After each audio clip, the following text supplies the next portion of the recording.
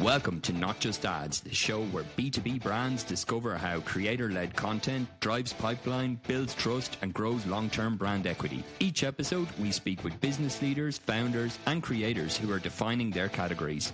I'm your host, Marcus Sherwin, and this is the Creator Economy for B2B.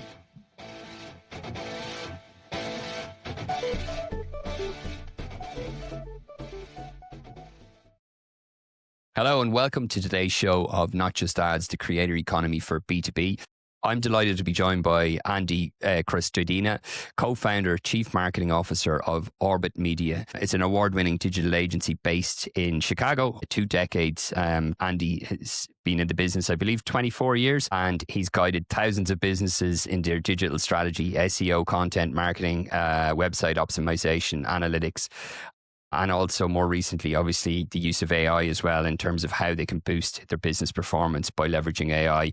He's also an author of Content Chemistry, the illustrated handbook for content marketing, and regularly delivers keynote. Great, you have the book there. We'll put a link to it as well in the show notes. Okay. And he's been a keynote speaker at a number of different events. We shared the stage a couple of years ago in Iceland, and all the speakers and the audience that were there mentioned that his part was one of the highlights of the show. So I always enjoy talking to him, and I think people listening today will learn a lot from you as well. So Andy, thanks a lot for joining us today. Thanks for having me, Marcus. I'm glad to be here. And that was a great trip. I will always remember that. Yeah. That was really special. Yeah, it was. It was a great trip. Yeah, I'd never been to Iceland before, and I thoroughly enjoyed it. I think it's it's a few years ago now, but it was. It was really good. Yeah. Well, listen, thanks again for joining us. I'd love to just get your feedback in terms of you're at the forefront of content marketing for over 2 decades, building Orbit Media into a trusted voice in the industry. Some people tuning in would be senior leaders in marketing, CMOs, B2B founders as well. One of the things now is in terms of how the landscape has changed is a lot of pressure to prove ROI in the short term. How in a content side, how does that play in, do you think? And how, when you're advising companies, how do you get them to kind of play that balancing act of like delivering on the short term, but also investing in the long term so that's sustainable growth as well? One of the hardest parts about getting people to invest who have never been on the other end of a successful program is in getting them to imagine what life would be like with a steady stream of qualified leads. People that have never seen it can't even believe it. Like, they're skeptical. Like, yeah, that sounds good, but can I reduce the cost of this somehow? Like, I'm talking about millions of dollars in demand we're going to generate for you. Like, can you do it smaller? Yeah. There's CFOs and CEOs that don't really appreciate it because they've never stood under that waterfall of MQLs. So that's hard. I think that data can guide them and help them understand better what the opportunity is. I think FOMO is actually a better way to convince an executive, just to show them the visibility and nothing else of their competitors and show how they're just not in the game. Ultimately, attribution is hard because B2B is a decision with multiple touches. The person has high consideration. There's also multiple decision makers. There's also a long sales cycle. So the smart content marketer starts from the bottom of the funnel and creates content that can be used immediately by the sales rep to follow up on calls. That's content that answers the top sales questions. If you don't know what those are, or if sales and marketing aren't aligned, you're missing a giant opportunity. But in the end, I mean, the best marketing data is in your CRM because that has deals and proposals and MQLs. But even at a distance, I can see, as long as I have access to analytics, I can see whether or not leads are flowing through a domain. It takes 3 minutes to check. It's not hard. It's all right there. As we speak, millions of people are looking for B2B services and they're landing on websites and they're turning into leads. Yeah. It's really interesting as well. How do you find when you're trying to get that buy-in, the initial thing of like kind of the process of saying, okay, look, we're just targeting this audience and we're trying to pick up leads, and it's going for this low-hanging fruit, people that are in market, whereas, B2B buying cycles are quite long, so not everyone is always in market. So you kind of need to make that expansion. If you're looking at like kind of KPIs or early indicators of they should look at that means that they're on the right track, what would you normally say to them to kind of like when they go from that transition phase of like what they've been doing before versus waiting and kind of seeing that this takes time to build up and have impact, what are early indicators that they should look at to see that if it's successful or not, or that they're on the right track? I think that properly stated marketing should begin from the end of the process and go backwards. So look at the contact form. If there's any confusion or friction, fix that. You'll generate more leads immediately. Then look at the calls to action that bring people to the contact form. If those are vague, generic verbs in those CTAs, you can fix those and improve lead generation immediately. Then look at going backwards up through the funnel. Then look at the sales page and ask, does this sales page, maybe it's the home page, fail to answer any important questions for this prospect? Or does it fail to address any critical objections of this prospect? Or does it fail to support any of these marketing claims with evidence, testimonials, case studies, statistics, award logos, badges, clients you've worked with, as seen in press mentions? So doing those things first, I think, is fixing the mousetrap and then go make cheese. So the quick wins are foolish to ignore. Yeah. Then you move up toward the middle and then there's one other step there, because you said it perfectly, Marcus. People are in different stages of consideration. And therefore, in search, which is still a massive source of visibility, people are overstating the impact of AI, and there's Google's still 300 times more popular than ChatGPT. People are searching for things, answers to questions. People are searching for combinations of phrases that indicate the vertical plus the geography plus the specific service plus the... So you need to make pages a set, not just one, a whole set of search optimized, conversion optimized pages. And then Google sort of segments your audience for you, and people land right on that page. Each of these pages has to stand on its own. You can't say, oh, I've got strong case studies. They're mentioned on the home page. The home page is just one of your landing pages. You got to fix these other, search optimized pages, build out a whole section or many sections. But then, yes, I think really partly what you're asking is about the power of content at the top of the funnel, more of a brand play. Yeah. Yep. That has uncertain outcomes. You need to get used to lack of attribution and ambiguity. You need to measure your activity, not just the performance. So go big, do weird things, do big things, publish research, which you know that we do that, launch a LinkedIn newsletter, have an active webinar program, commit to 8-minute videos on YouTube every 2 weeks. You have to do something else so that people are at least somewhat aware of you by the time they land on your site. Then the conversion rates are, of course, much higher. Yeah, makes a lot of sense as well. I guess for the top of the funnel, because there is that level of like what you're doing is you're reaching a broader audience, but there is a level of like unknown of what's going to resonate and so on. So it has to have like a level of experimentation there to see what's going to work and so on as well.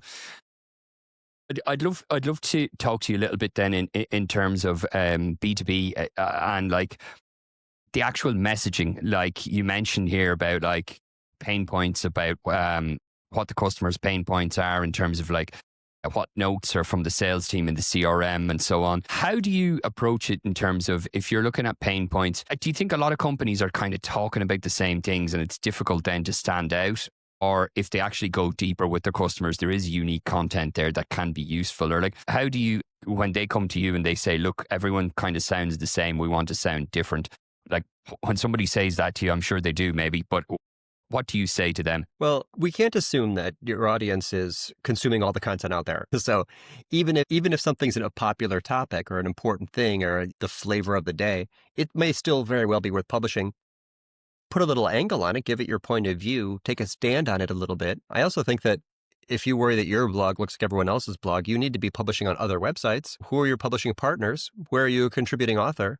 What is your PR strategy? Where are you guest posting? Which trade publications and associations are you partnered with? That makes your content immediately more visible. And those editors are always looking for content and love unique points of view. But it's actually not that hard to differentiate, I think. You can simply, and here's an AI trick, you can ask AI what content has not yet been published in your vertical, and it will tell you. Or ask AI what your prospect does not yet know about their category, and it will tell you. There are fantastic ways to do gap analysis on an entire industry for content strategy today. But in the end, there's two formats that are always highly differentiated and immune to AI disruption. And those are new original research, where you're publishing new statistics, making your domain the primary source for new information. You've got it. It's yours. You own it. No one else has that. You become the primary source. And then also, it takes guts, but I encourage everyone to at least consider it. Take a stand. What are Yeah. people doing wrong? What do you think will happen that most people disagree with? What questions are people afraid to answer? I could give you a million examples of interesting counter narratives, but the brands who do that become very memorable. And in the end, your goal is to be top of mind. Yep. Yeah. As well, what you mentioned there about AI and the thing about like kind of contrarian views and taking a stand and so on. How do you see AI playing? And we'll put the link to the report on the show notes as well. You did a fairly extensive report about asking marketers how they're using AI, and the results were really interesting. How do you see it playing out at the moment in terms of lots of people are obviously using it. It has, huge amount of benefits. But there's also then like the other argument on the contrarian view that there's a lot of AI slop, people just like copy and pasting what they put into a chatbot or in an LLM and posting it and so on. Hmm. What do you see marketers getting right versus marketers that like maybe that they're kind of giving a bad name to the trade in terms of like both sides of the argument with AI? Well, there's always been a flood of low quality content. The cost of Yeah, content has always declined. And it really doesn't affect most of us because people who just write a short prompt, copy and paste a response, publish an article, are making an article that mostly shouldn't have been written anyway because your prospect can just write that same prompt. That is not what works. It wasn't what worked when people paid Fiverr freelancers to quickly create articles, or people who use SEO tools to give them the entire outline and then just sort of, do a bunch of automated, keyword yeah, stuffing. So it really is not very concerning to me because if you have a little bit of a brand and you've built a little bit of an audience and you know how to take a stand and you know what your audience talks about and cares about, and you can talk to them directly through channels like, email and webinars and, without an algorithm in the middle, it's perfectly fine. I'm not no concern at all. So yeah, it is all it is just one more example of many. We've been doing this a long time, where the differentiated brands and content programs just get farther ahead. It's an yeah. opportunity. Yeah, and I guess as well, if you know your audience as well, or you know your customers as well, Hmm. you're close to them. You know what the pain points are. If you're speaking about that authentically, or as opposed to using some LLM, they're going to know the difference as well. Yeah. It's Yeah, just, they're smarter than you think. People, B2B, we're often selling to experts and they're scanning for answers, and not just AI slop, but I think overly branded, overly clever web copy that just says in a very watered down way the basics of sort of what industry you're in. Most websites are terrible. Most homepages are weak. Most companies fail to add almost any sort of specificity or proof points. So even if it's not written by AI, it's sometimes written by just like a gutless brand manager that can't take a stand or narrow down their audience. Part of what a good B2B marketer does is help those who are not qualified get out of your funnel. yeah, You don't want 100% of your visitors to convert. You want the people who are not an ICP to hit the back button, right? So, be specific on your pages who this is for, what the impact is, what problems you solve, who you're not for, why you're different, what the specifics are of the offer, the outcome, and the impact in their life. I think there's always been bad copywriting, and AI just makes bad copywriting faster. yeah. What do you think has changed then? Apart from AI, you've been in the business nearly 25 years, so you've seen probably, I would imagine, like even when AdWords wasn't even a thing, you were probably Wasn't. before that. No, yeah. So you've seen a lot of these trends in B2B specifically. What do you think has changed in the last, say, 5 years? Yeah, maybe you could see like maybe some of the trends that you see, and I guess do you see anything kind of like history repeating itself? I know we see that it kind of like it doesn't Hmm. repeat itself, but it rhymes. But yeah, I'd be interested to just get your take in terms of like being nearly a quarter of a decade in the industry of like what are the trends that you've seen that's kind of and what's changed recently in your opinion?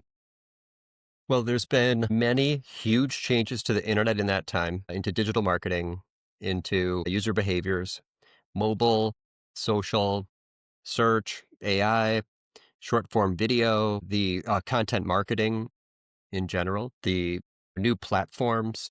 I mean, the internet was just totally different. 25 years ago, we made websites with a skip intro button. Broadly, I would say this. What the internet mostly did was it allowed people making buying decisions to do tons of research before they reach out to a company, before they add to cart or before they submit a form. So in the pre-internet era, people kind of had to contact a sales rep. There was phone and meetings and faxes. And now people want to be very, very informed. Our audiences are now going deeper, especially with AI. That's, I think, the biggest change in the user behavior because of AI. People now go much, much deeper into the funnel. And by the time they contact you, by the time they land on your website, they are mostly certain that you're a qualified option for them. That's why conversion rates from ChatGPT are so high. If you haven't seen this yet in your analytics, you should look it up. On my site, it's twice the conversion rate of visitors from search. So with that in mind, you sort of need to, again, create a very informative user experience that helps them understand if this is a good option. You're not the best option for everybody.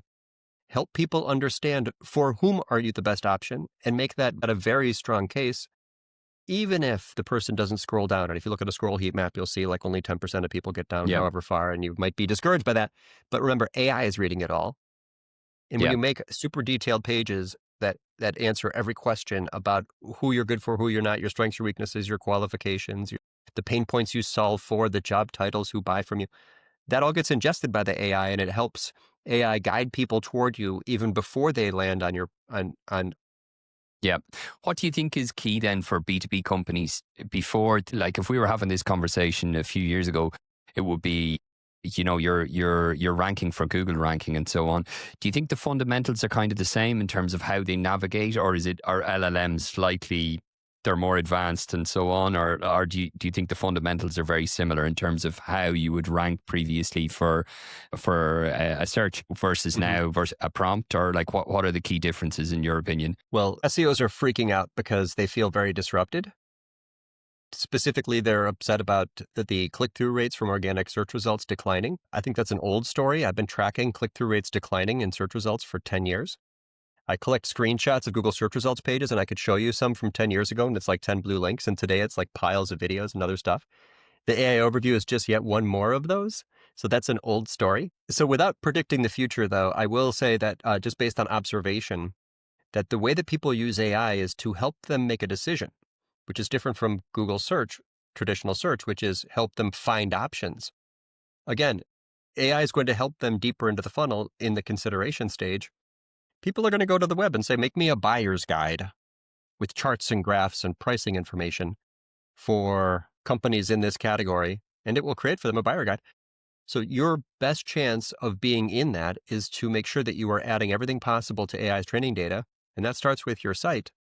So yeah, there's all kinds of impact and differences and shifts in trends. I think the user behavior trend is the main one to watch because that's the buyer. We're trying to empathize with them. There's a true story in the life of every prospect, and what are they doing? Yeah. So that one, but Google becomes an AI tool, and AI becomes a search tool, and so these things all become hybrid models anyway. But in the end, I mean, if you want to be recommended, not just visible, SEOs want to be visible. AI optimizers, whatever we're going to call that, want to become recommended. So to be recommended, you need to make more comprehensive content and copywriting. Yeah. Yeah. And I guess as well of what you say about the CTRs, like over the last number of years going down, if the buyer is more educated, potentially then maybe when they do land on your site, there are more chances that like the conversion may go up. I haven't tested that hypothesis, but that's really just a thought. I think that's the case. I mean, the average prompt is like 23 words and the average query is like 4. Yeah. So what are in those extra 19 words? They're telling the AI more about their problem, who they are, what they're trying to solve for, where they are, what they need. So it is going to not just give a list of brands, but it's going to say which brand is good for what. And you can actually see into the AI training data. Just say, create for me a buyer guide for my industry, make sure I'm included in it, and make a table showing strengths and weaknesses. It'll tell you where AI thinks you're weak and where AI thinks they're strong. And if that's not accurate, your job is to now retrain the AI. Train the AI to be a sales rep for you. That's basically the new job. It is this. It's and SEOs you'd think would be perfectly suited for this, but in fact, SEOs have a giant blind spot, and they often are not conversion optimizers and don't know what wins the sales conversation. Yeah. Yeah. Yeah. It's interesting time to be alive, isn't it? It's like if you look at the streaming from music years ago with a lot of the record labels and obviously the music industry was disrupted, but then you see now that it's kind of changed and obviously big music labels are part of some of the streaming platforms as well. So yeah, it's really interesting. Great example, I'd love, Marcus. The user behavior yeah, is the change to watch. That's exactly right. yeah. I'd love to talk a little bit about Orbit Media, how you grew the business with not really much paid amplification, purely on building content of what you mentioned, but also as well to lean into you and your personality because you have a lot of a presence at keynotes and a number of events. And as I mentioned at the start of the show, your talk in Iceland was one of the highlights. And that's not just me. Many people mention that, but I'd love to talk a bit about how you started and kind of how you grew the business and you being the face of the brand, how that helped grow the business, and maybe you could share a little bit more around that. Yeah, you could properly state it. Ours is a founder-led B2B lead gen content strategy with no paid channels. So inside that, of course, you have to make a mousetrap, build minor masterpieces of conversion optimized, search optimized key pages. That's in fact what we do as a business. We build websites, and building those pages and optimizing for both search and conversion are key success factors for all of our clients. It's how we grow businesses. So you have to sort of do that first. Otherwise, it's like driving on a flat tire. Like every other effort is bad, because if someone refers you, or word of mouth works, or they clicked on a link on a publication, or you ranked, they land on the page, they're confused, or there's an unaddressed objection, then lead gen is worse. But what we did was I had to figure out search quite early. 2001, I became an SEO. Had to figure out analytics quite early in 2001 also, which was before Google Analytics. When 2007 came along and I began writing articles, I was trained to be a teacher. I was going to be a foreign language teacher. So I got kind of excited. This is just curriculum development. I can do this.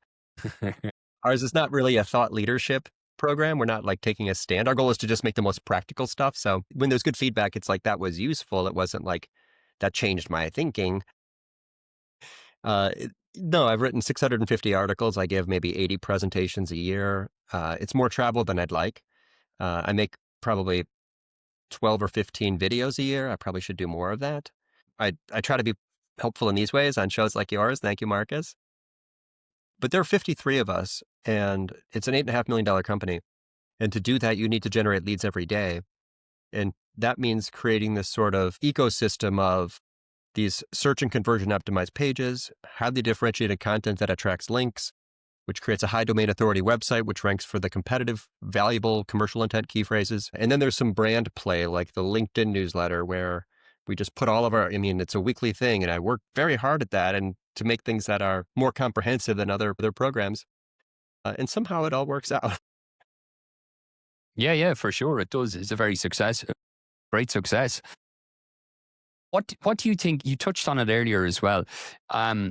With thought leadership, what do you think it means to you, and also why do you think it gets maybe misrepresented in certain sectors or certain industries as well? I was at a conference yesterday and had a big conversation about this. I borrow some of Seth Godin's words for the definition of thought leadership, where he says, it's about creating tension. You have to be willing to be wrong, and you can be certain that some people will disagree. So it's a simple standard. If you wrote something or recorded something that no one can disagree with, how to set up lead generation tracking in Google Analytics, that's not really, there aren't like lots of points of view there. Like, this is how to do it. Yeah. Click here, it's done. Yeah. So my content is mostly utility content. But when you watch other people, they're taking a stand. They're saying, this is good and this is bad. I'll give you there's a million examples.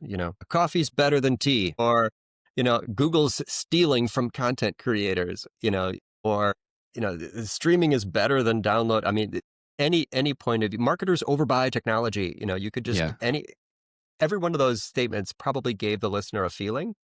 That's what's different. So make 10% of that. You don't have to do it a lot. I mean, executives don't love it. They're scared. But it doesn't have to be on a controversial topic. You could talk. I mean, I saw a big argument once about the Oxford comma. People get very worked up about, and then again, there's an AI method. Give me some mundane, almost trivial topics that this job title has very strong opinions about, and AI will give you a giant list. Pick one or two, take a stand, and you'll start a huge conversation without being controversial. Yeah, no, good tips, very practical. Predictions for the future. What do you think, apart from AI, like, well, you could mention AI as well, but any predictions in terms of B2B in the next, say, 6 to 18 months or 24 months?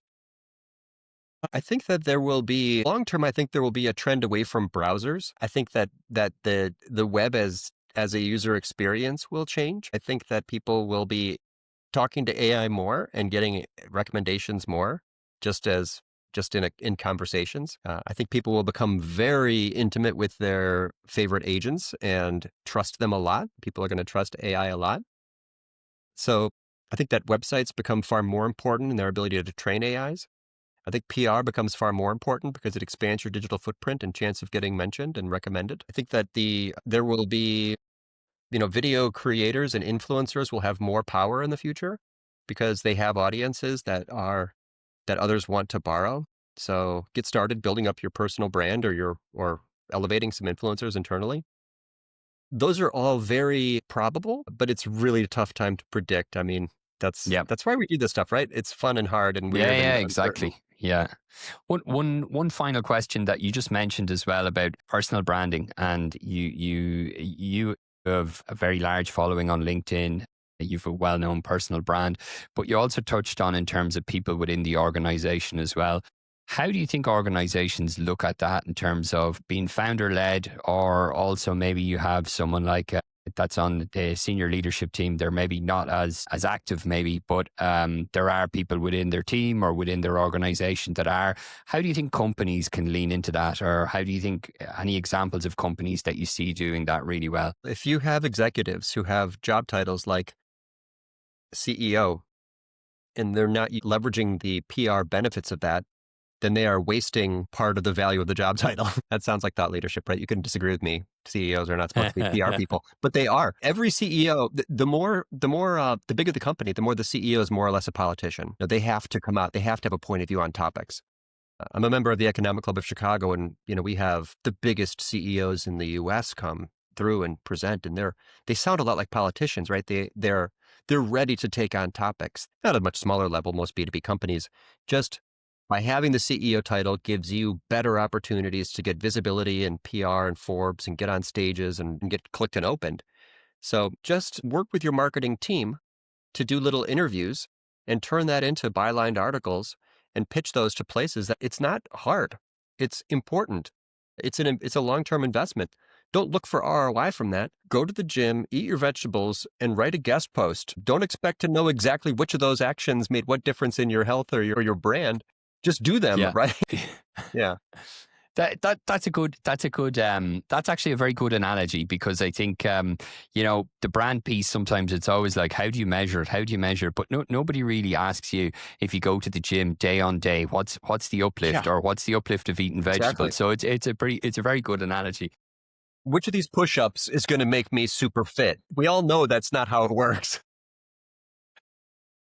And if anyone wants to find you, where do you normally post and so on? So we'll leave the details in the notes, but if you could share, where can people find you normally?